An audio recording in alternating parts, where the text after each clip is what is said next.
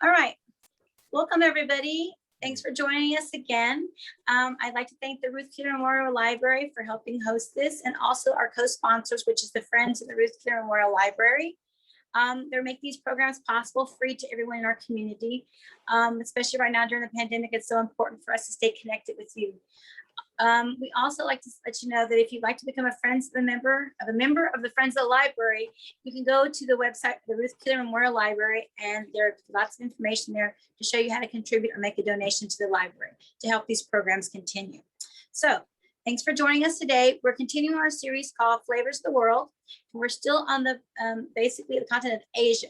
And today we're going to do basically Thai chicken satay skewers with peanut sauce. So we're going to be working with chicken, so it's going to be a little tricky. I'm wearing gloves here and there, so I don't like to, make sure I'm not going to contaminate anything with raw chicken. Okay. We're going to start off first. It's got three components. We're doing the marinade, we're going to do the sauce, and the actual chicken. Start off with the marinade first, and I'm going to do that. Get the chicken marinating, and then I'm going to show you how to make the sauce. And we're going to go back and make the skewers, and then we're going to cook them off. Okay. So let's start off first. I have a glass bowl. I always like to do my marinades in a glass bowl because when you're working with anything acidic, it kind of counteracted with the metal. You get a metallic taste when you're doing marinating. So I start off with the glass bowl, and I am going to start off here with my coconut milk. Make sure you use, according to the recipe, a full fat coconut milk. Don't use the low fat because we need that for flavoring and for moisturizing the chicken. Also, when you open a can of coconut milk, not coconut water, coconut milk, it's going to be chunky. I have kind of brought this to room temperature or put it in a microwave, the whole batch of it in a glass bowl, and kind of like warmed it up for 30 seconds and then stirred it a lot. And then I separated it because you're going to need half your can, or at least a little bit of your can, a fourth of a cup here for the marinade, and the rest, which is about 12 ounces, you'll need for the sauce. So you separate it before you get started because you don't want to contaminate anything. So I've stirred it up. It's nice and smooth. We've re-emulsified it, the fat with the liquid. Okay. Now that's going to go in. Okay. And why I'm putting that in first is because we've always talked about how our spices need to mix with basically something with fat, and the coconut milk obviously has fat. Okay. And it's very acidic. So I'm not working with like a vinegar or anything. Usually with a marinade, you have something kind of acidic, like a vinaigrette or something like that, or lemon or lime juice. In this instance, the coconut milk is going to be the acidic component, which is going to help moisturize and tenderize the protein in the chicken. Okay, so we're going to start off with curry powder, nice pretty curry powder. I'm going to sprinkle that in. And just follow the amounts in the recipe. We have a little bit of sugar. And we have some salt. I'm only going to add about half the salt, okay, because I'm watching my salt. It's about half the salt. We can leave it there. We might need to taste it and we can see, okay? Then we're going to work with red curry paste. Now, let me see if I have an example of my jar. The example of the jar, I think, is in the fridge. It's a paste. It's pre-made. It's very aromatic with red peppers and stuff like that. This is the brand that I usually use, and you can find it at Whole Foods. Sometimes they have it at Stop and Shop and other grocery stores, but it's usually a definite find at Whole Foods, okay? So it's just a red curry paste. And then it mixes with the yellow curry powder, and it makes a brilliant flavor, okay? That we're going to, and there's nothing in here that's contaminated. So you can taste this. You don't have to worry about like, oh, we got egg or anything. No, it's just spices and coconut milk. Stir it around. Good, nice, beautiful color. We're gonna get a spoon and we're gonna just taste this because you need to know what you're working with, okay? See, it's very salty, so I don't want to add any more. But half the amount would be good. A lot of times things say to taste, but I like to try to taste them. All right, now I'm gonna set that aside for just a minute because I want to demo how I cut the chicken. Now, I usually use chicken thighs for the fact that if you use chicken breast, it's a bit dry for a saute, okay? I prefer the chicken thigh because it's more flavor and it's also better when you're doing the saute, okay? Now, this is a chicken thigh. It hasn't been cut or anything. So I have some that's already pre-cut that I cut earlier, but I'm going to show you how I do it. So basically, I put my gloves on, and I have a boning knife. It's I sharpened it, and so you're going to take it out, and you realize it probably a thigh like this size. You're going to get at least 3 pieces out. So I wanted to show you how big your pieces needed to be. Okay, so it's going to be like 1 piece there, 2 pieces, and then we got 3s. So those like size. You don't want to make them too, dinky. You might even be able to get 4 out of this. It just depends on how big you want to make them. Okay, but I would prefer pieces like about that big, because you get them too big, then what happens is they don't cook evenly. Okay, so you have 3 pieces there. This one probably could be maybe. Sometimes I add 2 on the stick, but if they're really big, I add 1. Okay, so we have pieces like that. I don't want to make them too big because I'm using this little small frying pan. I want to make sure that they cook. Okay, so I'm going to throw all these into my marinade. Okay, it's right here. Now my cutting board is going to have chicken on it, but I'm going to come back to it because I have to skewer the chicken on it. But for the moment, it's considered contaminated. Okay, so I'm going to put that in there. I'm going to get rid of that. And I'm going to take the rest of the chicken that I already have pre-cut. And I made like a whole bunch. But sometimes I even freeze it if I don't use all of it when I do all my saute. I take all of that in here, pre-cut into pieces. They're about the same size, see? And I pre-cut them. Sometimes when I buy a bunch of them and I pre-cut, I put even without marinating them, I put them in the freezer and then I use them for different things. So we have that. I'm going to use my hands to turn them and make sure they're completely coated, okay?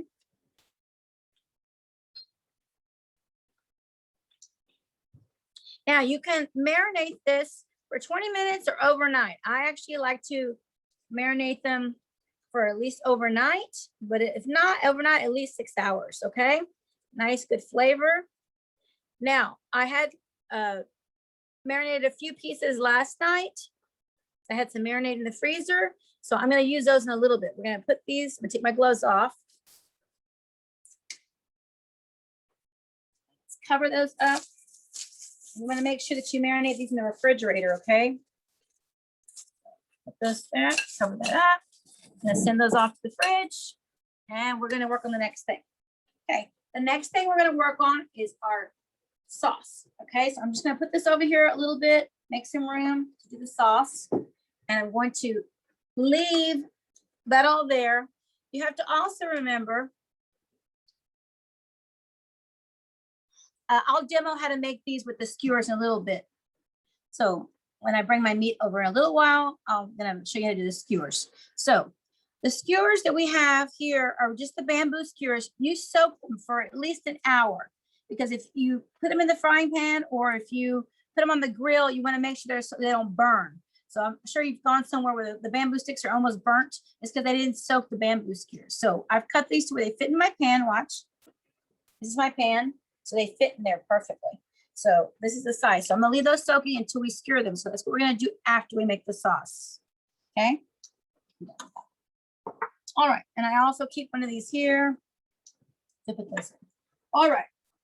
So wipe my hands a little bit. And I'm gonna get rid of this water, make the sauce. I like to keep my pot hot so that when we're ready to use it, we're good to go. So the leftover coconut milk that we have was about 12 ounces. And again, if you don't move it for a while, it gets chunky, see? So I'm gonna stir it and re-emulsify it, okay? Where it's smooth. Now it's nice and smooth, see? All right, that's it. All right, we have our nice hot pot. We're gonna be working with water, 3/4 of a cup. And we have to realize that sometimes sauces, it's like you've got to basically play it by ear. The last thing I'm going to put in is my water because I want to make sure my sauce is not too watery. It needs to coat a metal spoon, kind of thickish, so that it hangs on or holds on to basically the skewers, okay? So let's put in our red curry paste, about 2 tablespoons of that. Use my little baby whip, put that in there. That in there. We'll put our vinegar, apple cider vinegar. And our soy sauce we're using the tamari or tamarai, whoever, depends on how you say it. It's the dark soy sauce, okay? It's a little more intense, it's got a more robust flavor. Put that in there. It's aged for a much longer time. I'm gonna sprinkle our sugar.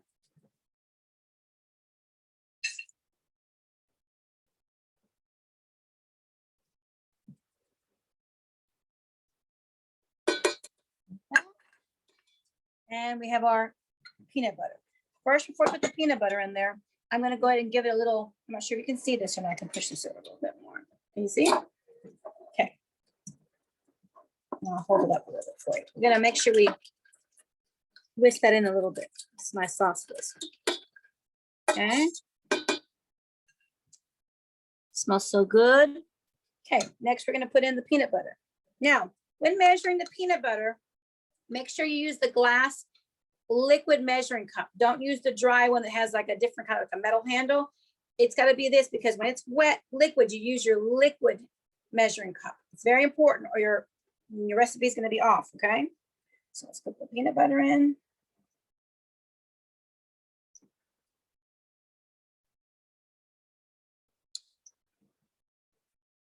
Sometimes if I want to mix it up, I put like a teaspoon of sesame oil in it.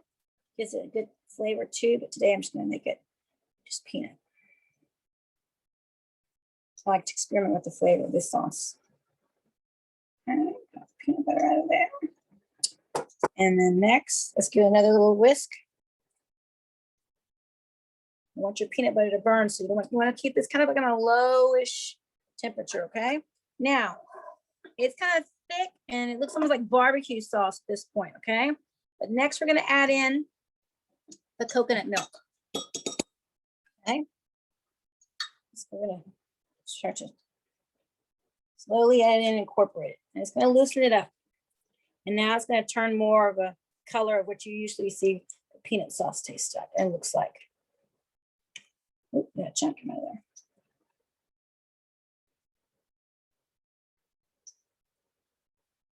So it makes a good amount. So if you're not going to use this much of it, you can freeze this.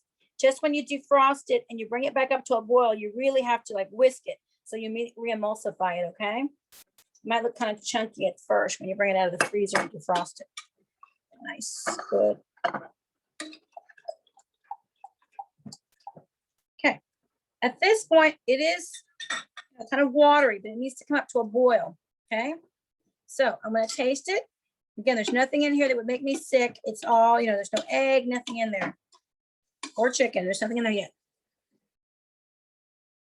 Ooh, that tastes good. Now, what it does need is just a slight pinch of salt. Okay. You can always add, but you can't take out. So it's always good to taste. Okay. That's my other spoon. I'm gonna use a fresh spoon to taste again. Just right, because also as it cooks, the flavor is going to intensify and it might get a little salty. So you want to just go a little bit at a time.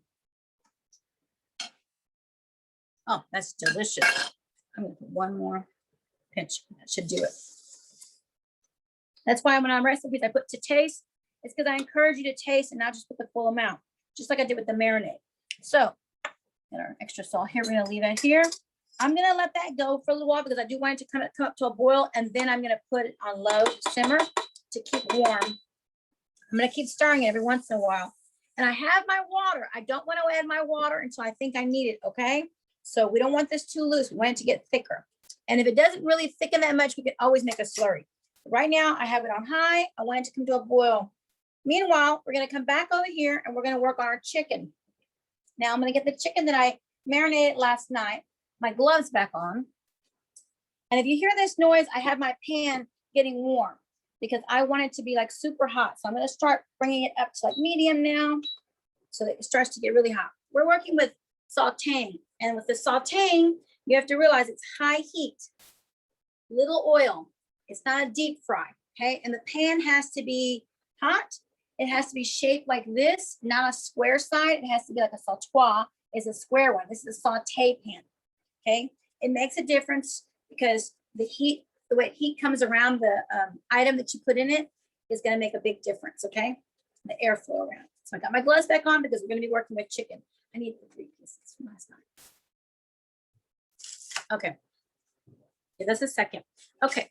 So we have our bamboo sticks that have been soaking for over an hour. And we have a glass container to put them in afterwards. So if you're doing a lot of them and you want to stack them to get ready, put them in a glass like this. It's a actual right here.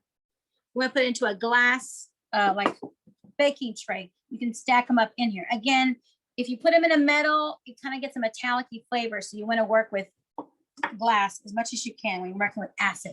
Okay, so we have our 3 from last night. All right. So, it smells so good. All right, so we take them, what we have here. It smells delicious, and we're going to thread them. So I'm going to put this here so you can see a little better. So you take your bamboo, watch your fingers, and you go down, and then you come up. You're going to watch it. And you're going to go down, and then you're going to come back up. It's a little bit. And this is why I like to wear gloves for this, because if I do poke myself, it's a little buffer. Okay. Now you want some flat pieces on both sides because this is where it's going to brown up when you saute it. Okay. So like that, I'm going to go ahead and put it in here. This is how we would just store them like this. And let's do another one. We're going to put 3 in there. We're going to cook off 3. See, nice flat. So you go down, you come back up, down, you come back up. You want to try to make sure you make it, and you spread it out as evenly as possible like that. Okay. All right, let's try another one.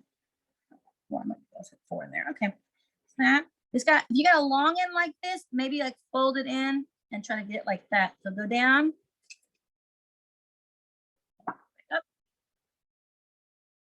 go down, and come back up. Okay. Keep an eye on your sauce because you do want to make sure that it doesn't burn. So once it comes back up, towel, and we're going to check it. All right, let's see. Is it thickening? Sticking it up a little bit. Nice. Okay, now I'm going to put a bit on low just to make sure that it doesn't burn. We don't want it to burn. So we're just going to keep there. We're going to stir it every once in a while. Okay. So that, let's go back to where I was here. And we have this piece here. Let's check my sides, not too bad. And then we're going to do the last one. I need 1 more. Okay. Now remember, if you're dipping your hands back and forth into the water and you have chicken on your hands, then you cannot use these skewers again. They are like contaminated. You got to get rid of them. Only use them with what you're using that day, and that's it. So I usually try to count down as many I need. I'm going to keep those because I'm going to do the rest of the other ones later on. And I'm going to go, like I said, down, back up, down, scoot it, and then try to come up to the very end so it has some. There you go. All right, we got 3 there. All right, we're going to move these over here. Now, this still has chicken in it. I still have chicken on my hands. Even though I'm going to wipe them, they're still contaminated. I'm just so I can try to basically show you that what I'm going to do with the marinade on these, I'm going to kind of dry them a little bit. You get the best saute, basically caramelization when they're drier. And I know you think, well, that kind of defeats the purpose of marinating them. But actually, no, because if they've been marinating all night, it has gone deep into the chicken. Trust me. This is just so you can get a nice brown, caramelized, crispy outside. And that also depends on how hot your pan is. Okay, your saute pan. So I'm going to dry those a little more. Like that. Okay. Now, at this point, I'm going to remove my gloves. I'm going to check my sauce one more time. Like this way. It's good. I think we're ready. I'm going to taste it and check the thickness of it. Now, it's a sauce. If we add any more water or anything like that, it's going to get too loose. And you see how it's coating the spoon? That's what they call nappe. It is coated the spoon, so that's nice. So at this point, I'm going to taste one last time, and I'm going to probably turn it off and just make sure the lid stays on it so it stays warm when we serve it. Okay. I've noticed that I'm scraping my corners and there's a little bit of stuck there. stir it a little bit better. Okay, let me taste.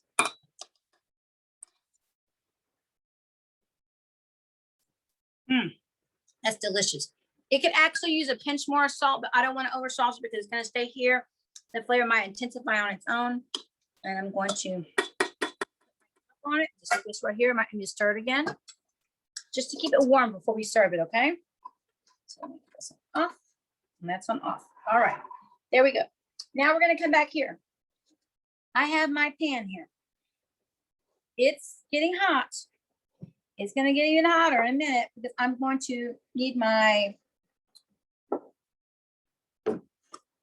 I'm going to use olive oil. You can use vegetable oil, but you cannot use like peanut oil or grapeseed oil, sesame oil. Those don't have a high, they have a high, basically when you bring them up to that high, they burn because it's most of those oils are already roasted. And when you bring them up to high cooking point, they will burn and your food will just have a horrible taste. So you need something that has a high cooking or high burning point. So I'm just going to use this organic extra light olive oil so it won't compromise the flavor of my peanut sauce or anything like that. You don't want to have combating flavors, you know. So I'm going to put oil in. Again, not a lot, like maybe like a tablespoon. But there, I might need some more. I'm going to coat it and I'm going to go ahead and put my temperature high. Now, as you'll notice, it might take your pan longer. This is a convection. I mean, this is basically a magnetic cooking here. It's a induction burner. So I can see right away my oil starts to quiver. That's telling you right there that we're getting close. It starts to quiver. It's going to get close. We want it to get to almost the point where it's going to be smoking. Okay. So you got to be careful with your fire alarms and stuff going on. Smoke detectors. All right. So I can see it. I can feel it. And if you're not sure, if you try to put your chicken in and it just goes like no noise, it should make a hot sear, okay? So I'm going to coat it one more time and put that down. Another one. I'm going to turn these other ones this way. And the last one. All right. Now, I could use a bigger pan, but I only have certain pans that will fit on this induction cooker. So that's what I have to work with, okay? You, on the other hand, if you have a bigger pan at home and it's hot and smoky, you could probably put more of these on here, but you don't want to put them all crowded because with hot saute cooking, if you crowd it, it becomes steam. It becomes a wet heating or wet cooking method. You want it to be a dry cooking method, and that's what the sauteing is. So I'm moving these around a little bit to make sure that's sticking too much.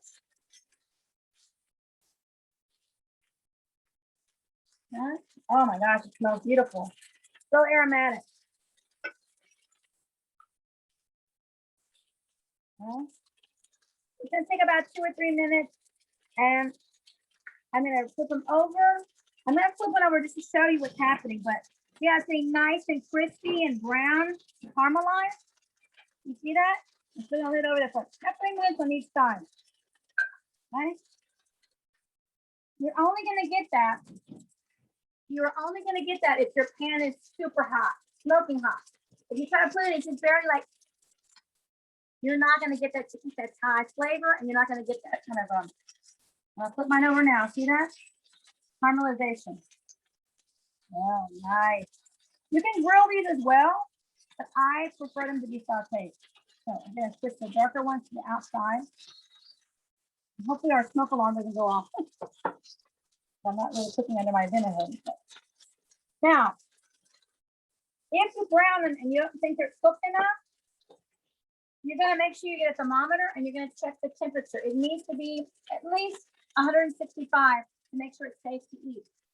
In this particular case, I might not make it to 165 before the smoke alarm goes off. So I will put these in the oven later. I'm gonna just plate them up like this, just so you can see what they're supposed to look like. But I wanna make sure, you know, that they're cooked, even if you know they need to go for 165 degrees, internal temperature. Make sure that that thermometer goes way deep into the chicken. Look at that.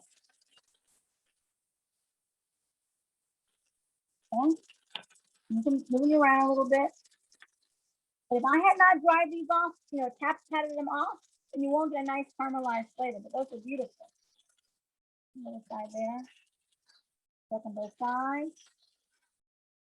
Now I can guarantee you these are not 165 degrees, okay? No one's going to be eating these right now. I'll be using these for plate up. I'm going to put these on low for right now. So lower, keep them warm while we do our other stuff over here. I'm going to show you a couple of the garnishes. I'm going to let those go. And my garnishes are right here.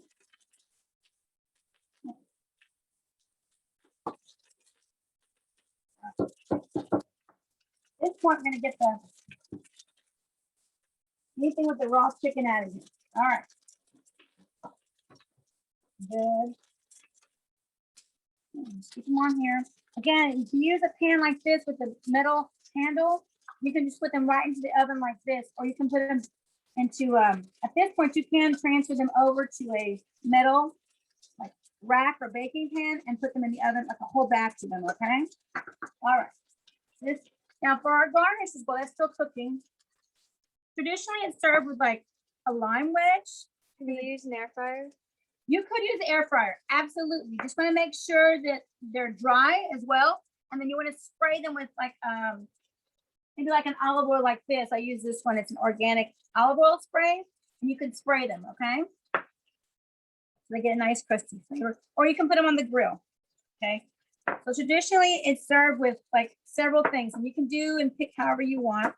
Some chopped peanuts, lime wedges, some chopped cilantro. I've even served them because I like a little sesame oil on mine. Sometimes I put sesame seeds on them. Sorry. And also my favorite chili powder. I sprinkle with a touch of chili powder on top of that because it goes so much good with the coconut milk flavor. So, and you can see right here for serving, I made some jasmine rice. And sometimes I make basmati rice, depends on what I got in my cupboard, my pantry. So I plated that up like that. I'm going to take them out and place them on a paper towel just because I don't want them to be like too oily or anything. And again, you want to make sure these are 165, but no one's going to eat these. I'm going to put these back into the oven before anybody eats them. I'm just going to, for time purpose, I'm going to show you what we plate them up like. So there they are. Look how juicy and delicious those look. That's why I do like to kind of marinate them overnight. It gives them more time to get more tenderized. So you can see the beautiful color that comes off of them from the curry powder, okay? So what I would do is I take them and I kind of place them like this.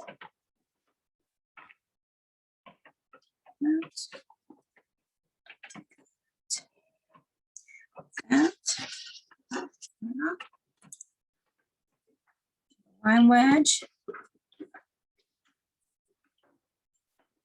Lime wedges like that. It's pretty. Sprinkle. I find it's better when I sprinkle it with my hand. I put a little bit around the plate because it makes it look nice and pretty. Okay. If you're spicy and you really like it hot, you can use cayenne pepper, okay? Customize it, make it your own. A few peanuts here. Rice. Chop them up as, I don't like mine too fine, but you can chop, and then you can put a little cilantro for the rice. That. It's pretty. And then we're going to come back up here with our sauce. All right. Our sauce. Here. Yummy. Let's check. Since it's been sitting, it's thickened up a little more. Kept it nice and warm. We're going to put a little bit of ramekin to serve it for the dipping. Sometimes people, before they put them in the oven, they slather this on it and put them in the oven like that too. So it just depends if you want to give your guests the option of doing that. So I have a little spoon here. Put it here.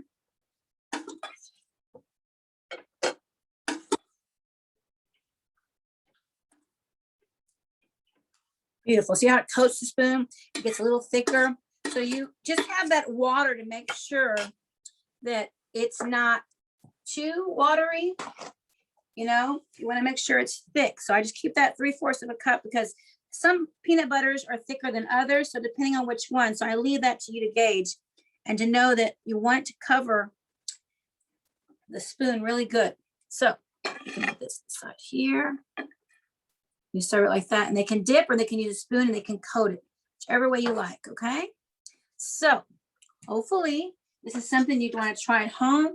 This is great when you have guests over and it's like finger foods. You can make them in advance, put them in the oven like right before to make sure they come up to temperature. You can pre-brown them and put them in the oven and then serve them out even without the rice. You can just serve them like this with sliced cucumbers, a vegetable platter, anything like that. And the peanut sauce can be used on steak. You can make these with pork.